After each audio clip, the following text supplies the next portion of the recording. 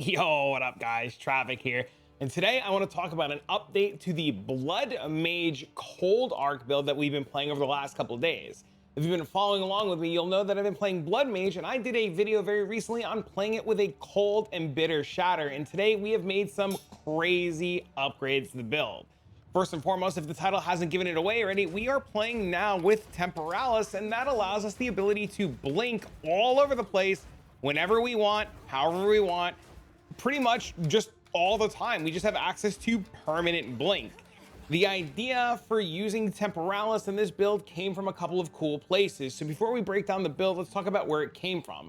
First and foremost, you guys have known that I've been getting a lot of help from the community here. You know, I did my first video, which I'm going to pull up now. I did my first video on the Arc Cold Blood Mage Life Stacker thanks to the help of my community, people like my buddy Anti-Valor, K-Rim, and Skadoosh, and other people from the community. And that led to this guide that we created, which will be linked down below, which will also be updated for Temporalis. And then from there, we started talking and trying to find ways to upgrade and bring the build to the next level. That led into conversations about playing the build with cast on crit instead of Temporalis, and we used an energy shield based armor. And Anti-Valor and K and all the guys were doing something very similar. My buddy Bike Spokes was playing something extremely similar, and they were all playing with a cast on crit setup, and it looked a lot like Flicker Strike. You would just flick, flick, flick, flick, flick all over the map. And to me, that's not something I wanted to do. I wanted to play with it a little bit more controlled and a little bit more down to earth.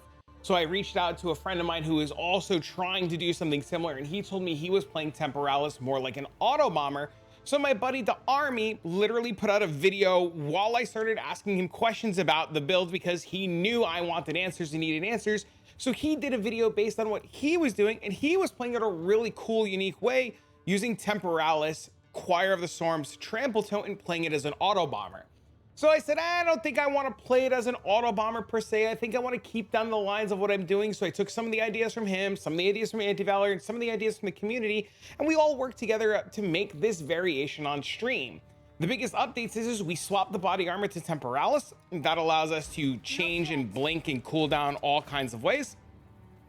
We changed out our amulet for a big spirit damage amulet, so we can run a bunch of auras, which was really cool, and we'll talk about that in a second. And we made a change to the ring where we now have cooldown recovery in our ring, which I didn't know was a thing. So big shout out to the Army for telling me that that was a thing, because I had no idea that you can put cooldown recovery on your rings. So we crafted a new ring, we crafted a new amulet, and then we were pretty much off to the races, and we started doing some small optimizations to the build. You know, we got a helmet corrupted with spirit, which you can get, you don't need. We fit in some auras, we now have blink and blasphemy, and we're overall just kind of like messing around. But your question is going to be, how does this look in a map? How does it feel? What's it look like in a map? Can this map, should this map, what's going on? So let's hop into a map and take a look at how it plays and what you should expect.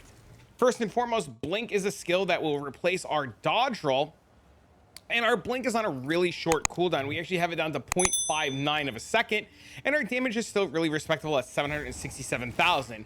Now note, because you are not playing with Comb's Heart, you have a lot less life from the original variation of this build, so you're gonna have to keep it a little safe and be aware that you have less life, and you're really gonna wanna do that ramp up to get your life regeneration going. But as soon as your life regeneration is going and you're safe to move around, you'll notice right away that we can pretty much just make changes and just blink around.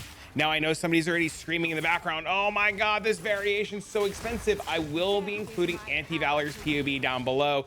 Playing the build as cast on crit cuts down the cost drastically, and it is just another way for you guys to just kind of like get involved and get started with it while saving a little bit of currency. You see our damage is still really good. We're able to just blink all around the map, and we're turning this character into an absolute powerhouse when it comes to mapping.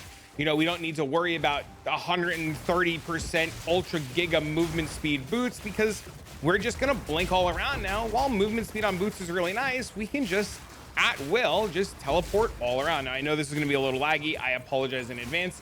You know, shatters plus breach plus everything makes, you know, my computer decide it's gonna just kind of scream at me and yell.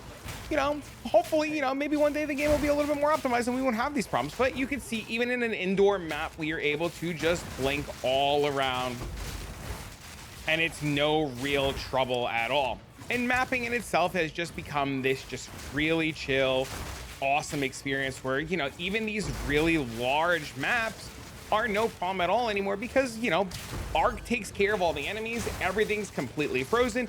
We're able to blink all around the map, and, you know, it is what it is, and you don't really have to worry. And one of my biggest things that I like about this variation of the build versus cast on crit is when there's no enemies around like this, I don't have to worry about running and sprinting all around. I just have access to blink, and I can blink to my heart's content all around the map and get the whole map done. I don't have to worry about like blink. I don't have to worry about where cast on crit's gonna make me land, you know, none of that stuff. And well, it's kind of nice to have control over what I'm doing. And with the addition to spirit, you can see everything has temp chains on it. So we have a nice little extra defensive layer from that, which is, you know, pretty sweet.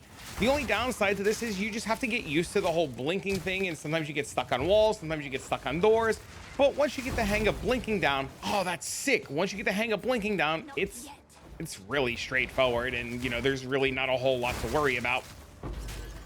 Go over here, we blow all this up, we go over there, not a problem at all. Now, keep something important in mind. This variation of the build is designed to handle maps.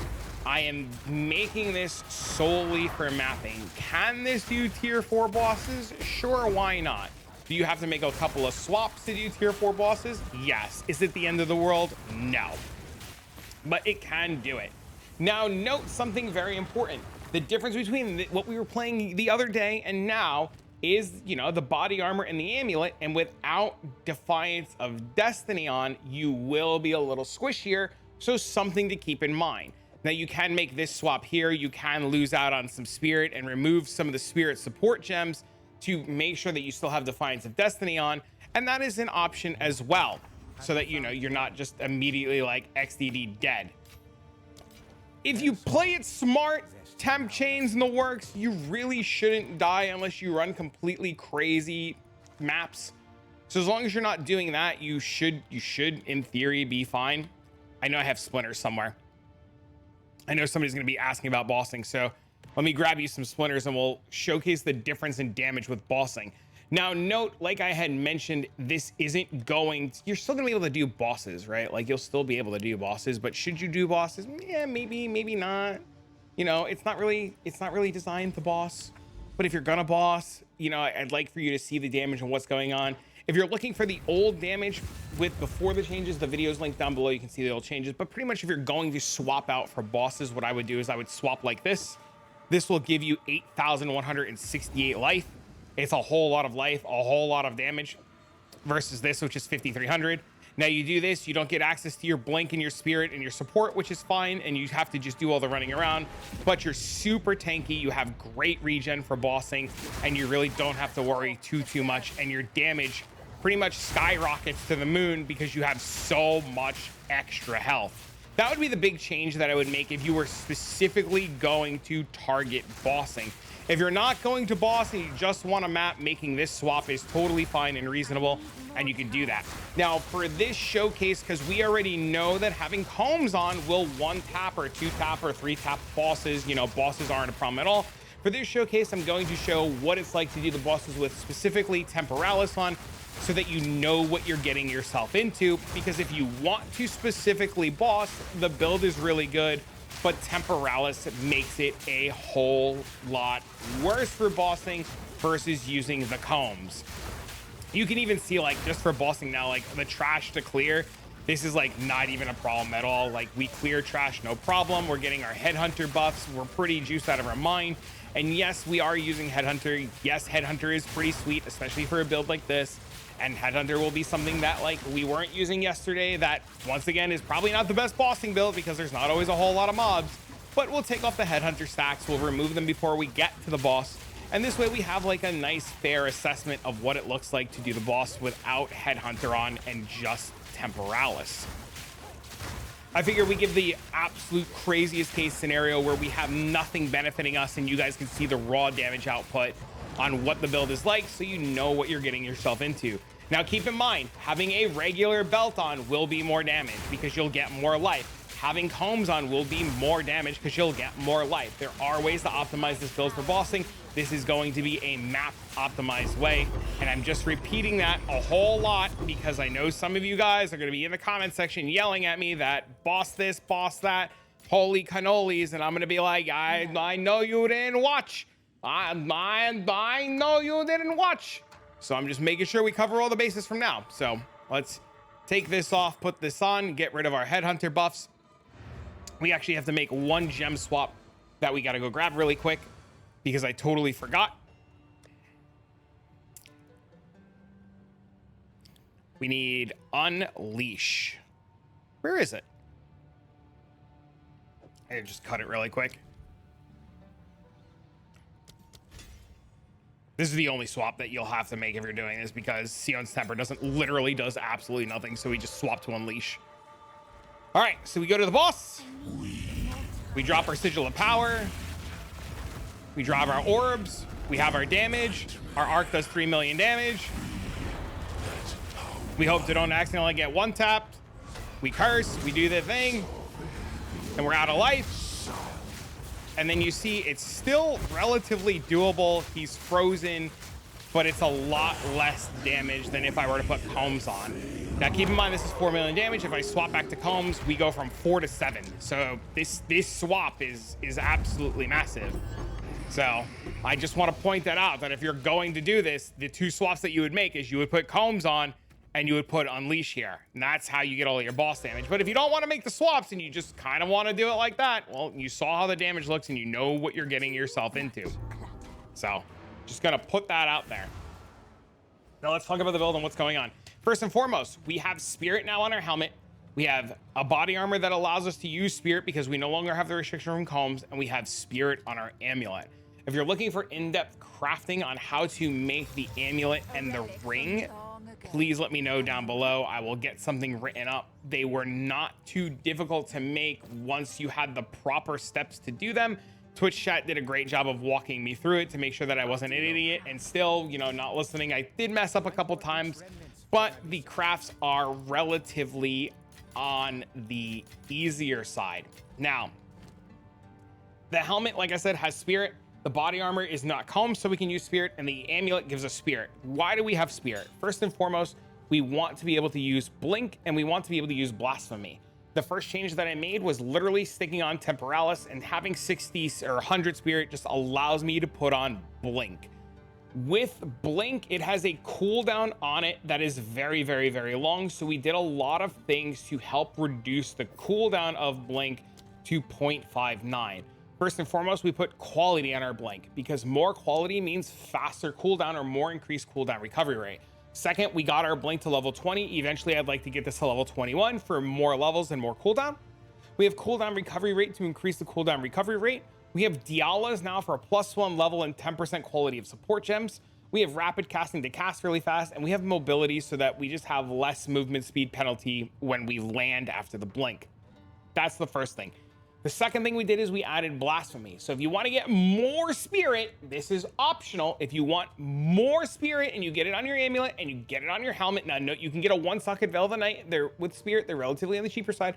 And you want more Spirit, you can add in Blasphemy. Blasphemy has Temp Chains, which I need to level still because I just put it in. I just put it all in. Magnified Area, adds Series of Lore so we can use 2 curses, Slow Potency, and Ritualistic Curse. We use Blasphemy so that we can pretty much just have another defensive layer while we're blinking all around. Having Temp Chains Blasphemy allows all the mobs to be slowed a whole lot, making it a little bit safer to play the character. The rest of the skills are exactly the same from the previous video. We have Arc with Embitter, Rockiata's Flow, Zenith at 2 Ollie's Bloodletting, and Sion's Temper. We swap out Sion's for Unleash so that we can have more boss damage. We use Atuali's to give us Fizz's extra damage, which we gain from scaling life, or the life cost of the skill. We have Zenith because we're never using mana, so it's just a more damage multiplier. Rockiata's Flow because we're inverting the resistances, and since we're scaling Fizz, Rockiata's doesn't do anything unless paired with Embitter. So now we scale our Fizz damage and our life and the mana card, or the spell life cost of the skill to the moon. We convert it to cold. We use Rockiata's to flip the resistances. We have in Spark. Spark's just kind of there. You don't really need Spark. Some people like playing with Spark. You could swap all these supports into Spark and play Spark if you like. I'm not a huge fan of Spark, but we do have Spark with Embitter, Considered Casting, Lightning Mastery, Pierce, and Projectile Acceleration. We probably should put Spark on Life Tap and remove the Lightning Mastery or the Considered Casting and put Blood Magic on there just so it's better, or even remove the Projectile Acceleration and put Life Tap on there so it's a lot better and we don't use our mana. We have an Enfeeble as a second curse to reduce the damage of bosses or really hard rares that are giving us a hard time. We have this paired with Efficiency, Heightened Curse, Prolonged Duration, Focus Curse, and Ritualistic Curse so that we can scale it to the moon. We have Orb of Storms, and we're also reducing the cooldown of Orb of Storms. We want Orb of Storms to expire to give us these remnants or these infusions to scale our arc to the moon. With infusions, our arc goes from 767 to, we put this down, it casts, we get an infusion to 2.3 million. So infusions are really nice, especially in mobs that don't just immediately die. And then we added Blink and Blasphemy like I had mentioned. Now, we have an amulet with spell skill gems on it because everything we have is a spell, including Blink. We have a ring with cooldown recovery because cooldown recovery is king. It was cheaper to get a Calandra's Touch than it was to mirror the ring. The wand is still the exact same. Eventually, I will recraft the wand to have multiple sockets and put plus the spell level gems in the wand. The gloves are still the same as the previous variation. Nothing has changed with the gloves. The boots, once again, are exactly the same. We have rarity on gloves, rarity on boots, chaos resistance wherever we can get it. And we made the swap to Headhunter because Headhunter gives us life, strength, and dexterity, allowing us to remove some of those pesky dex nodes that were on our tree for more life. And that's really the major changes that we made. We put on Temporalis, we put on Headhunter, we put on the amulet, and we changed the ring. If I were to buy items in order to make my way towards what I'm playing now, I would get Headhunter first. Without a doubt, I would get Headhunter first. I would then focus on a ring with cooldown recovery. If you're choosing to go Temporalis, if you're not going Temporalis and you want to keep it on the cheaper side of things, I would play the Anti-Valor's version down below with Cast on Crit, and I would get a body armor with like 900 energy shield and some life and resistances or whatever you wanted. A body armor with about 900 ES, and I would copy what he's doing to get started. Once you have that, if you choose that you do not like Cast on Crit and you want to move on to the next steps, I would get Temporalis, which needs at least a 1.9 cooldown recovery rate to feel good, and then go for the ring and the amulet. Now, the passive tree is still the exact same from yesterday. The major change that we did was because we no longer have that big body armor. We want to get our life back somehow. We want to gain additional life equal to 100% of the energy shield on a body armor. We have this that has a bunch of energy shield on it. I still don't know what's better, if max life is better or iron runes are better. I'm still going to test around, but we dropped the increased critical damage per 50 life since we don't have a lot of life anymore, and the crit chance for spells, and we put it into max life and crimson power. Now note that our arc is still relatively strong. We do only have an 81.75% crit chance. We are going to work on that, and we are going to fix that because missing this node was a whole lot of crit. And missing the extra life was a whole lot of crit for this. So as we fix things and update the build and change things, we're going to be fixing that missing critical strike chance. Now I'm going to play around with a few things, and this is iteration 1, but odds are that we're going to repath up this way, drop some of these nodes here, and just take more crit chance nodes to give us that nice 100% chance to crit from the life that we lost. But once we fix it and round it out, it'll still be relatively really nice to play. Outside of that, you know, we still have critical overload for crit, sudden escalation for more crit. We have sacrificial blood for life cost. We have blood effusion on an anoint. We have a from nothing diamond giving us some life regeneration nodes down here that will fill out as we level some more. We have desensitization for crit on our damaging weapon swap, which you can see is on right now. We come up here to storm charge for more crit, all natural for LE damage, overzealous for cast speed and increased mana cost, which doesn't really do a whole lot. We now take these cooldown recovery nodes here, and these are pretty important to take overall for the build. Everything with cooldown recovery is going to be pretty important. So if I come over here and I bring up our blink and we look at the blink cooldown, it's 0.59.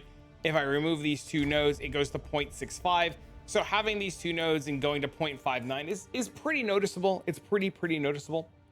Otherwise, the rest of the tree is exactly the same. We still have Tech Rod for our Undying Hate, and we still have Sacrifice of Blood because we're still life stacking. We still have Thin Ice because we're cold. We have Careful Assassin for more crit bonus.